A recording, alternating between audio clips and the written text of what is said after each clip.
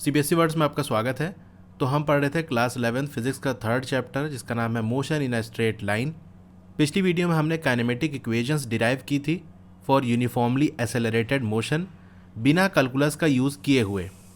इस वीडियो में हम कैलकुलस का यूज़ करके उन्हीं इक्वेशंस को डिराइव करेंगे। तो चलिए स्टार्ट करते हैं। अब यहाँ पर इक्वेशन डिराइव करने के लिए हमें इंटीग्रेशन करना पड़ेगा। जैसा कि हमने देखा था कि अगर पोजीशन की इक्वेशन हमको दी हुई है, ठीक है, तो उसको हम डिराइव करके वेलोसिटी निकाल सकते हैं। इसी तरह से वेलोसिटी को डिराइव करके एसेलरेशन निकाल सकते हैं। ठीक इसी तरीके से अगर एसेलरेशन हमको दिया हुआ है तो हम उसको इंटीग्रेट करके वेलोसिटी निकाल सकते हैं, और वेलोसिटी दी हुई है तो उसे इंटीग्रेट करके डिस्प्लेसमेंट या पोजीशन कह सकते हैं उसे निकाल सकते हैं। ठीक है, यानी डिराइव करेंगे x से v हो जाएगा, v को डिराइव करेंगे तो a हो जाएगा, और a को इंटीग्रेट करेंगे तो v बन जाएगा, और v को इंटीग्रेट करेंगे तो x हो जाएगा। ठीक है, यानी डेरिवेशन में आगे की तरफ बढ़ेंगे और उसी का उल्टा ठीक हम इंटीग्रेशन में करेंगे। इसीलिए इंटीग्रेशन को हम एंटी डेरिवेटिव भी कहते हैं। यानी किसी चीज़ को आपने डेरिवेट किया, उसके बाद जो वैल्यू आई उसको इंटीग्रेट कर दोगे तो वापस वही मिलेगा जिसको आपने डिफ्रेंशिएट किया था। अब इंटीग्रेशन है क्या, इसमें हम क्या करते हैं थोड़ा सा समझ लेते हैं। ये हमारा x है और ये y है। अब कोई कर्व हमको यहाँ पर दिया हुआ है, जैसे हम मान लेते हैं ये हमारा इस तरह से कोई कर्व है और इस कर्व की इक्वेशन दी हुई है। मान लेते हैं x की पावर n, ठीक है, y is equal to x की पावर n, ये इसकी इक्वेशन है। ठीक है, ऐसा मान लेते हैं सिर्फ सिंप्लिसिटी के लिए। वैसे इक्वेशन दूसरी बनेगी, थोड़ा सा कॉम्प्लिकेटेड बनेगी, लेकिन हम आसानी में समझने के लिए सिर्फ इसे मान लेते हैं। ये जो इक्वेशन, ये जो कर्व बना है, इसकी इक्वेशन क्या है, x की पावर n। अब मान लो यहाँ पर एक रीजन है और ये एरिया हमको दिया हुआ है। ठीक है, ये जो लेंथ है हमारी, इसको हम मान लेते हैं x का एक छोटा सा हिस्सा है तो dx मान लेते हैं। ठीक है, तो ये जो रेड कलर से हमने शेड किया है वो उस कर्व के नीचे एक छोटे से हिस्से का, एक छोटे से पोजीशन का dx का एरिया दिया हुआ है। हम चाहते हैं इसको फैलाना, यानी हम चाहते हैं कि यहाँ से लेके, लेट सपोज यहाँ से लेके यहाँ तक ये पूरा एरिया हमको पता चल जाए कर्व के नीचे, यानी ये जो पूरा हिस्सा है ये हमको पता चल जाए। तो मान लेते हैं यहाँ पर x की वैल्यू a है और यहाँ मान लेते हैं b है। तो बेसिकली हमको क्या करना है, ये वाली जो लाइन है इसको फैलाकर यहाँ तक पहुँचा देना है, और इधर वाली जो लाइन है इसको फैलाकर इधर पहुँचा देना है। ठीक है, तो जब हमको ऐसे करना होता है, एक छोटी सी स्ट्रिप दी होती है, उसको फैलाकर हमको बड़े एरिया तक फैलाना होता है, तो हम वहाँ पर इंटीग्रेट करते हैं। ठीक है, तो यहाँ पर हम क्या कहेंगे कि हम dx को इंटीग्रेट कर रहे हैं, और इंटीग्रेशन का सिंबल हमारा ये होता है। कहाँ से कहाँ तक फैलाएंगे कि भाई a से लेके b तक, इतने पूरे रीजन के अंदर कर्व के नीचे क्या एरिया बनेगा वो हमको बता दो। तो जो जहाँ से स्टार्टिंग होगा, जो इनिशियल होगा, वो यहाँ नीचे लिमिट लगा देंगे, और जो फाइनल होगा वो ऊपर लगा देंगे। ठीक है, इसको हम कहते हैं लिमिट लगा दिया हमने इंटीग्रेशन में a से लेके b तक।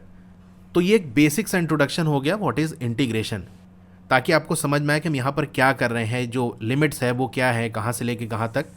तो यहाँ पर इंटीग्रेशन की वैल्यू क्या आएगी, देखो हम इंटीग्रेट कर रहे हैं किसको, जो इक्वेशन दी होगी कर्व की उसको हम लिखेंगे, क्या दी हुई है, x की पावर n, और जो रीजन हमको दिया हुआ था, dx दिया हुआ था, उसी के रिस्पेक्ट में हमको इंटीग्रेट करना है तो हम dx लगा देंगे। ठीक है, अभी लिमिट की हम बात नहीं करते। ठीक है, सिंपल हमको x की पावर n को इंटीग्रेट करना है x के रिस्पेक्ट में। ठीक है, यानी इंटीग्रेटिंग x की पावर n dx ये निकालना है। तो इसका सिंपल सा फॉर्मूला होता है, जैसे आपने डेरिवेशन में पढ़ा होगा ना, उसी तरीके से इंटीग्रेशन में भी है कि जैसे x की पावर n है तो इसको x की पावर n ऐसे लिख लो, बस पावर में 1 ऐड कर देना है, +1 हमने कर दिया। अब जो पावर बन गई, क्या बन गई, n+1, इसी से डिवाइड कर देना है। सिंपल है, x की पावर n को इंटीग्रेट करेंगे तो क्या बनेगा, x की power n+1 divided by n+1। अब अगर हमको इसी में लिमिट दी होती, जैसे a से लेके b तक हमको करना है ना, तो a से b तक, तो a हमारा पहले पढ़ रहा है तो a को इनिशियल कहेंगे, b हमारा बाद में पढ़ रहा है इसीलिए b को हम फाइनल कहेंगे। तो फाइनल माइनस इनिशियल करेंगे।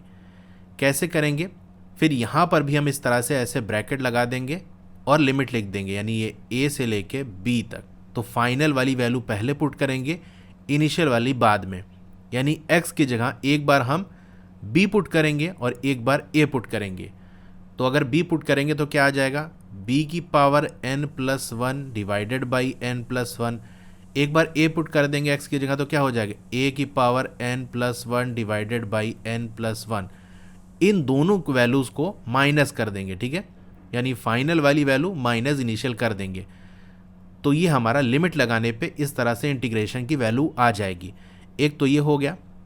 अगर मान लो हमारे पास कोई कांस्टेंट होता, यानी मान लो कोई फिक्स नंबर होता, उसे इंटीग्रेट कर रहे होते, जैसे हम लेट सपोज 2 को इंटीग्रेट कर रहे हैं dx के रिस्पेक्ट में, तो क्या होगा, 2 को बाहर निकाल लो, कांस्टेंट वाले टर्म को हम जस्ट बाहर निकाल लेते हैं, फिर ये dx बचा। अब जैसे यहाँ पर देखो dx से पहले x की पावर n था, यहाँ पर dx के पहले तो कुछ है नहीं, तो क्या हम इसे ऐसे नहीं लिख सकते, 2 इंटीग्रेशन का साइन x की पावर 0, किसी की पावर 0 कर दो तो 1 ही आएगा, और 1 से मल्टीप्लाई करो किसी से तो कुछ फ़र्क नहीं पड़ेगा, dx इस तरह से हम लिख सकते हैं। अब इंटीग्रेट कर देंगे, 2 तो हमारा ऐसे बाहर ही रहेगा, x की पावर 0 है, इंटीग्रेट कर रहे हैं तो क्या होगा, पावर में +1 हो जाता है, यानी x 0 + 1 हो जाएगा, डिवाइडेड बाई 0 + 1, ये की इंटीग्रेशन की वैल्यू आ जाएगी। 0 + 1 1 ही होता है, यानी 2x हो जाएगा, और यहाँ पर एक कांस्टेंट भी ऐड हो जाता है, यानी +c कर देंगे। अब क्योंकि यहाँ पर जो इंटीग्रेशन कर रहे हैं वहाँ पर हमको लिमिट दी हुई है, तो ये कांस्टेंट वाला टर्म माइनस होके ख़त्म हो जाएगा। जैसे मान लो इसी में अगर हम लिमिट लगा देते, इसको मैं यहाँ पर कर देता हूँ, जैसे हमको ये इंटीग्रेट करना था 0 से लेके 3 तक, ठीक है, x की पावर 0 dx, तो क्या हो जाएगा, 2 यहाँ पर लिखेंगे, x की पावर 0, इसको इंटीग्रेट किया तो हमारा क्या होगा, x, और साथ में कांस्टेंट भी आता है c, ठीक है। इस तरह से हमने ऐसे ब्रैकेट लगा दिया, 0 से लेके 3 तक है, यानी एक बार x की जगह 3 पुट कर दो, तो चलिए कर देते हैं, 2 हमारा ऐसे बाहर ही रहेगा, एक बार हमने 3 पुट कर दिया, 3 + c, माइनस का साइन लगाएंगे, दोबारा 0 पुट कर देंगे, 0 + c। अब इस ब्रैकेट को ओपन करो तो क्या हो जाएगा, 3 + c - 0 - c हो जाएगा। तो देख रहे हो यहाँ से ये जो c है और ये c चला जाएगा, तो फाइनली हमारा क्या बच जाएगा, 2, और ये तो हमारा 0 था तो सिर्फ 3 बचेगा, यानी 2 3 = 6 हो जाएगा। तो सिर्फ मैं देखो ये यहाँ पर इसलिए बता रहा हूँ कि जब हम लिमिट लेते हैं ना, तो वहाँ पर जो कांस्टेंट वाला टर्म है वो ख़त्म हो जाता है, इसीलिए यहाँ पर इस c को हम हटा दे रहे हैं, क्योंकि जितने भी आगे हम करेंगे क्वेश्चंस, अभी डेरिवेशन करेंगे, वहाँ पर c वाला टर्म नहीं लेंगे जब इंटीग्रेट करेंगे, क्योंकि हमें वहाँ पर लिमिट दी हुई है, और जब लिमिट दी होती है तो कांस्टेंट वाला टर्म चला जाएगा। तो अगर जो मैंने अभी बताया नहीं समझ में आया तो इतना बस याद रखना कि यहाँ पर हम कांस्टेंट को नहीं लेंगे, वरना जब इंटीग्रेशन पढ़ोगे आप मैथ्स में तो वहाँ देखोगे जब किसी को इंटीग्रेट करते हैं साथ में कांस्टेंट वाला टर्म आता है, सी भी ऐड होता है, लेकिन यहाँ पर सी नहीं आएगा। उसी का रीज़न मैंने बताया यहाँ पर कि सी क्यों नहीं आएगा, क्योंकि माइनस हो जाएगा तो सी वाला टर्म खत्म हो जाएगा। अब देखो कौन कौन सी काइनेमेटिक इक्वेशंस हमने डिराइव की थी। एक तो ये देखी थी v = u + at, दूसरे हमने देखा था s = ut + ½ at², और तीसरी देखी थी v² = u² + 2as, ठीक है। तो इन तीनों को हमको डिराइव करना है। सबसे पहले ये पहली वाली डिराइव करेंगे, इसका मतलब हमको वेलोसिटी का रिलेशन चाहिए, और जैसा कि मैंने देखो यहाँ पर बताया है कि अगर एक्सेलरेशन दिया हुआ है और वेलोसिटी निकालना है तो हम क्या करेंगे, इंटीग्रेट कर देंगे। तो अब मान लो आपको क्वेश्चन आ गया कि तीनों जो इक्वेशन है उसको आपको कैलकुलस के मेथड से डिराइव करना है, तो आप लिखोगे बाय डिफिनीशन, किसकी डिफिनीशन, एक्सेलरेशन, इंस्टेंट एक्सेलरेशन की डिफिनीशन क्या होती है, rate of change of velocity with respect to time. तो इसे फॉर्मूले के फॉर्म में किस तरह से लिख सकते हैं, ये जो इंस्टेंट एक्सेलरेशन है उसकी वैल्यू होती है dv/dt, हमको v की वैल्यू चाहिए। पहली इक्वेशन हमारी क्या थी, v = u + at, तो हमको v निकालना है, तो हम क्या करेंगे, dv = क्या हो जाएगा, dt जाएगा उधर मल्टीप्लाई हो जाएगा adt, ठीक है। ये काम हो गया, तक समझ में आ गया। अब जैसा कि मैंने आपको ग्राफ में दिखाया था कि dx से हमको x का रिलेशन चाहिए, तो हमने क्या कर दिया, इंटीग्रेट कर दिया। तो यहाँ पर भी हमको dv दिया हुआ है, v चाहिए, इंटीग्रेट कर देंगे। तो आप लिखोगे इंटीग्रेटिंग बोथ साइड्स, तो इंटीग्रेशन का इस तरह से साइन लगा लेंगे, dv हो जाएगा इक्वल्स, फिर इंटीग्रेशन का साइन a dt। अब जैसा कि मैंने बताया था कि dx को इंटीग्रेट करेंगे a से लेके b तक, उसी तरीके से dv को इंटीग्रेट करेंगे। तो आप पूछोगे कहाँ से कहाँ तक, यानी जैसे dx को इंटीग्रेट करें तो वहाँ x की दो वैल्यू हमने देखी, एक तो a ले लिया, दूसरा b ले लिया, कि a से लेके b तक यहाँ इंटीग्रेट करना है। तो वेलोसिटी की दो वैल्यूज़ कौन सी होती है, कि इनिशियल वेलोसिटी होती है, एक फाइनल वेलोसिटी होती है। तो इनिशियल से लेके फाइनल तक इंटीग्रेट कर देंगे। जो इनिशियल होता है वो नीचे लिखा जाता है, यानी डी को इंटीग्रेट करेंगे इनिशियल वेलोसिटी से फाइनल वेलोसिटी तक। तो इनिशियल वेलोसिटी यू से डिनोट करते हैं, यू हो गया, और फाइनल वेलोसिटी वी से करते हैं, वी हो गया। इसी तरीके से देखो यहाँ पर हमारा डी टी है, यानी टाइम को इंटीग्रेट करना है, और टाइम को हम क्या करते हैं 0 से लेके टी तक लेते हैं, ठीक है। यानी यहाँ 0 हो गया और ये टी हो गया। इसका मतलब ये हो गया कि जब टाइम हमारा 0 था तो जो वेलोसिटी की वैल्यू थी वो यू थी, यानी इनिशियल वेलोसिटी थी। जब टाइम की वैल्यू टी हुई तो वेलोसिटी की वैल्यू वी हो गई, ठीक है। अब देखो ये जो ए है हमारा, ये कांस्टेंट है, क्योंकि इक्वेशन जो हम डिराइव कर रहे हैं वो यूनिफॉर्म एक्सेलरेशन की है, जहाँ एक्सेलरेशन की वैल्यू नहीं बदल रही है, तो कांस्टेंट है। तो जैसे हम डिफरेंशिएशन में से बाहर निकाल लेते थे, उसी तरह से इंटीग्रेशन में भी इसे हम बाहर निकाल लेंगे। तो इस तरह से ए हमने बाहर निकाल लिया 0 से लेके टी डी टी। तो जैसे देखो मैंने आपको dx का इंटीग्रेशन करके दिखाया था कि 2 है और dx कर रहे हैं, तो 2 को बाहर ले लिए, फिर dx है, फाइनली आके क्या हो जाएगी, जो कांस्टेंट वाला टर्म है वैसे ही रहेगा, dx का इंटीग्रेशन होके x बच जाएगा। तो dx का इंटीग्रेशन x है, तो dv का इंटीग्रेशन v होगा, dt का इंटीग्रेशन t होगा, तो dv का इंटीग्रेशन क्या होगा, v होगा। अब लिमिट लगानी है तो ऐसे हम ब्रैकेट लगाएंगे, initial velocity u, final velocity v, ठीक है। इसी तरीके से a dt का इंटीग्रेशन t होता है, ठीक है। इसी तरह से कुछ भी हो, dy का इंटीग्रेशन y होगा, तो ये t हो जाएगा। और टाइम की क्या लिमिट है, 0 से लेके t तक।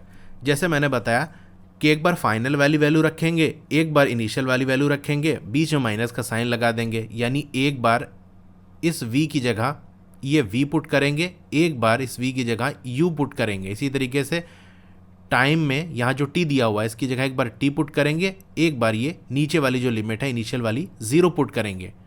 तो v की जगह v पुट कर दिया तो v हो गया, माइनस का साइन v की जगह u पुट कर दिया तो u हो गया, इक्वल्स a लिखेंगे, एक बार t की जगह t पुट कर दिया तो t हो गया, माइनस का साइन t की जगह 0 पुट कर दिया तो 0 हो गया। तो फाइनली क्या हो जाएगा, v minus u is equal to a t, v is equal to minus u right side जाएगा तो u हो जाएगा u प्लस ए टी। तो देखो ये हमारी इक्वेशन बन गई, जो हमको चाहिए था मिल गया। अब दूसरी इक्वेशन हमको निकालनी है, कौन वाली, s is equal to u t plus half a t square. तो ये एग्जाम में बहुत ज़्यादा पॉपुलर क्वेश्चन है, यानी स्कूल में अक्सर ये पूछा जाता है। तो हो सकता है आपसे तीनों पूछ लिया जाए या कोई एक पूछ लिया जाए। अगर तीनों पूछा है तो पहले ये निकाल लोगे, फिर आप लिखोगे फर्दर, यानी आगे बढ़ रहे हैं, एक हमने निकाल लिया। लेकिन अगर मान लो एक ही आपसे पूछा, जैसे क्वेश्चन में दे दिया s is equal to u t plus half a t square, या जैसे एनसीईआरटी में लिखा है x is equal to v naught t plus half a t square, और कह रहा है कि कैलकुलस के मेथड से इसे आप डिराइव करो, या ऐसा भी कह सकता है कि डिस्प्लेसमेंट के लिए जो काइनेटिक इक्वेशन है वो आप डिराइव करो कैलकुलस के मेथड से। कोई एक पूछेगा तो फिर आप क्या लिखोगे, फर्दर ना लिखोगे, उसकी जगह लिखोगे बाय डिफिनीशन, यानी जैसे आप स्टार्ट कर रहे हो क्वेश्चन तो आप बाय डिफिनीशन लिखोगे, और अगर आपने स्टार्ट कर दिया है तो फिर उसी में आगे बढ़ोगे ना, तो फिर फर्दर लिखोगे। अब यहाँ पर कौन सी डिफिनीशन लिखेंगे, देखो हमको डिस्प्लेसमेंट चाहिए, यानी x या s कह सकते हो चाहिए, तो हम कौन सा फॉर्मूला लगाएंगे, v is equal to d x by d t, यह आपने पढ़ा है इंस्टेंटेनियस वेलोसिटी निकालने का फॉर्मूला, तो यही हम लगाएंगे, ठीक है। तो क्वेश्चन यहाँ से स्टार्ट हो रहा है, तो बाय डिफिनीशन लिख के ये इक्वेशन लिख दोगे। अगर आपने ये v is equal to u plus a t वाला डेरिवेशन कर लिया है, उसके बाद आगे बढ़ रहे हो, यानी उस केस में आपको तीनों कहा होगा, तो पहले वो आपने निकाल लिया तो फर्दर लिखोगे, ठीक है। अब यहाँ पर देखो एनसीईआरटी में x दिया है, लेकिन हम s लेके चल रहे हैं, तो ये x की जगह हम s कर देंगे, ठीक है। v is equal to d s by d t, आप x लेके भी कर सकते हो, कोई प्रॉब्लम नहीं है। तो हमको s की इक्वेशन चाहिए तो हम ds लिख देंगे, ये जो dt है इधर जाके मल्टीप्लाई हो जाएगा, तो क्या हो जाएगा v dt। अब लिखेंगे इंटीग्रेटिंग बोथ साइड्स, तो हम इंटीग्रेट कर देंगे ds से, इक्वल का साइन, इंटीग्रेशन v dt। अब जैसे वेलोसिटी में हमने देखा था इनिशियल वेलोसिटी और फाइनल वेलोसिटी, इनिशियल से लेके फाइनल तक इंटीग्रेट कर देंगे, दो लिमिट हमको मिल गई। टाइम हम 0 से t ले रहे हैं, इसी तरीके से पोजीशन भी हम कहाँ से लेंगे, जैसे x लेते थे तो x0 से लेके x तक, यानी इनिशियल पोजीशन x0 है और फाइनल पोजीशन x है, तो हम s ले रहे हैं तो इनिशियल पोजीशन s0 मान लेंगे और फाइनल पोजीशन s मान लेंगे, ठीक है। तो एस नॉट हम यहाँ लिख देंगे और एस हम यहाँ लिख देंगे। टाइम की लिमिट क्या है, 0 से लेके टी तक, यानी जब टाइम हमारा 0 था तो पोजीशन हमारी एस नॉट थी, जब टाइम हमारा टी हुआ तो पोजीशन हमारी एस हो गई, क्योंकि 0 से स्टार्ट कर रहे हैं इसलिए एस नॉट और एस डिस्प्लेसमेंट भी आप कह सकते हो। तो ये एक कंडीशन हो गई।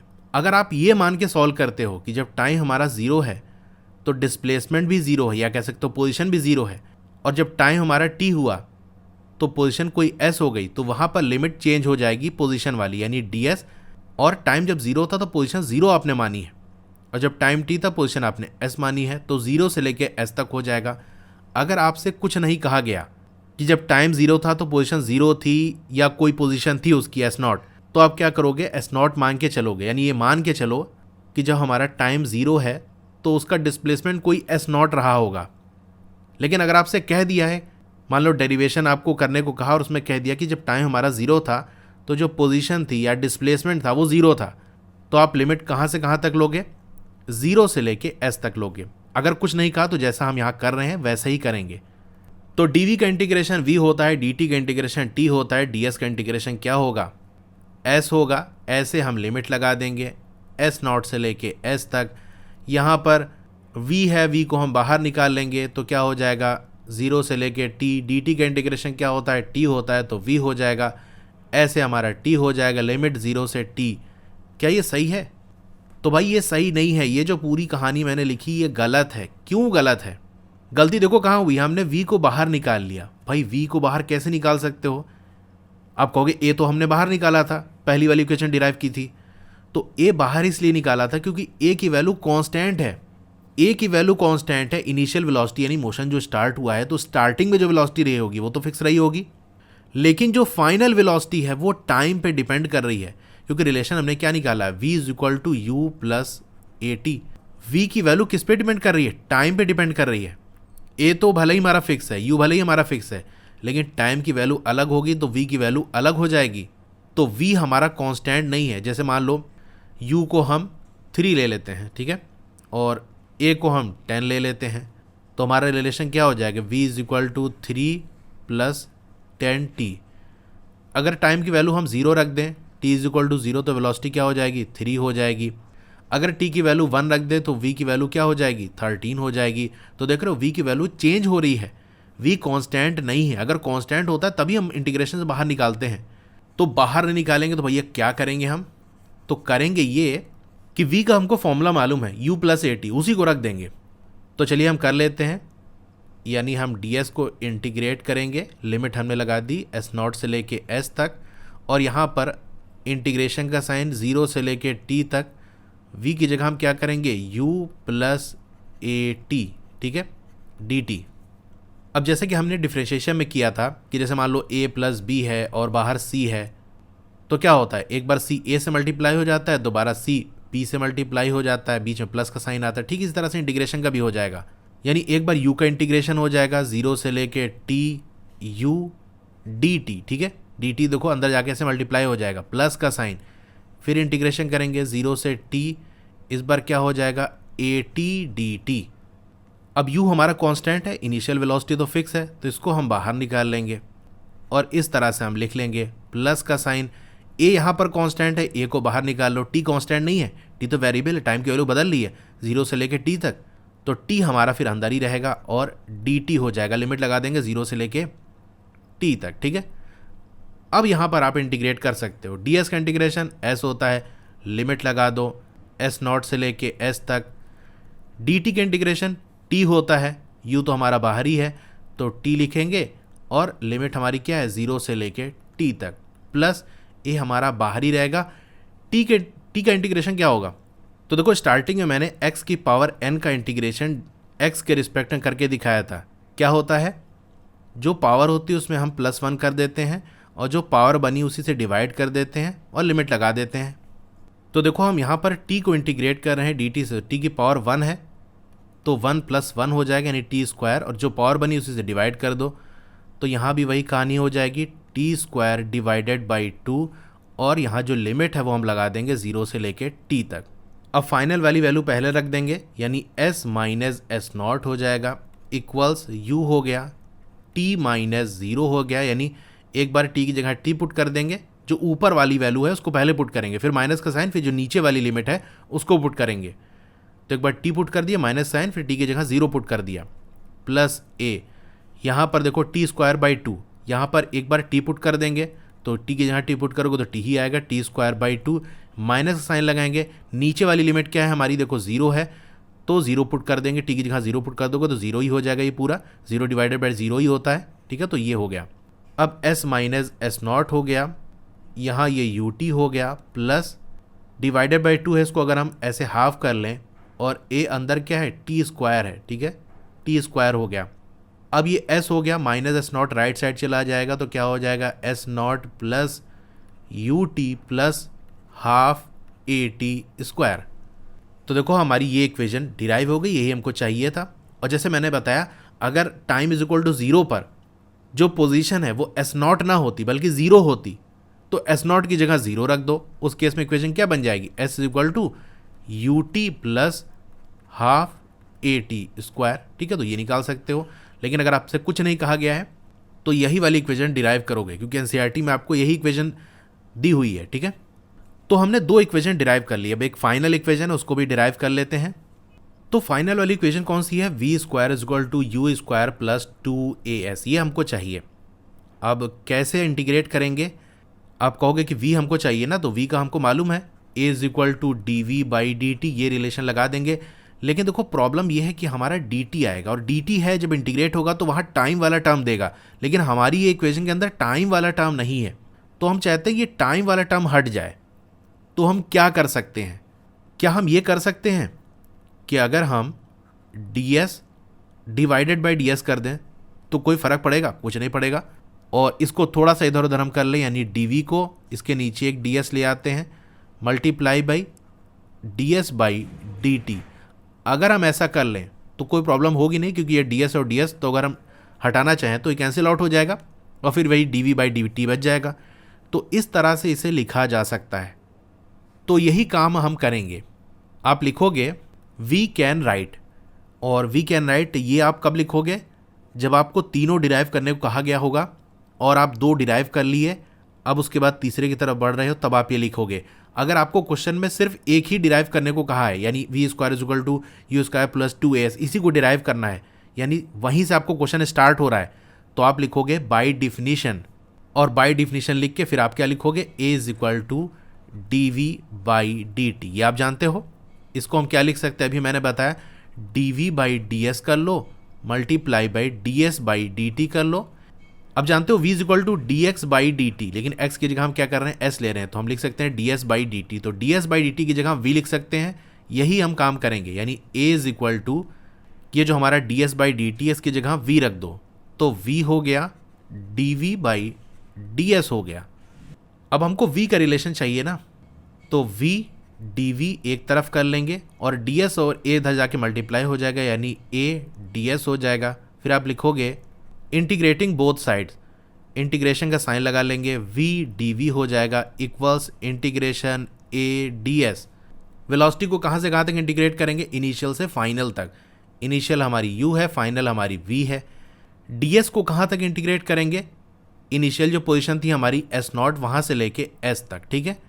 अब v की वैल्यू हमारी बदल ली है, तो ये इंटीग्रेशन से बाहर नहीं निकलेगा, इसका तो इंटीग्रेशन होगा, तो ये ऐसा ही रहेगा, a हमारा बाहर आ जाएगा और ये हमारा s नॉट से लेके s तक ds।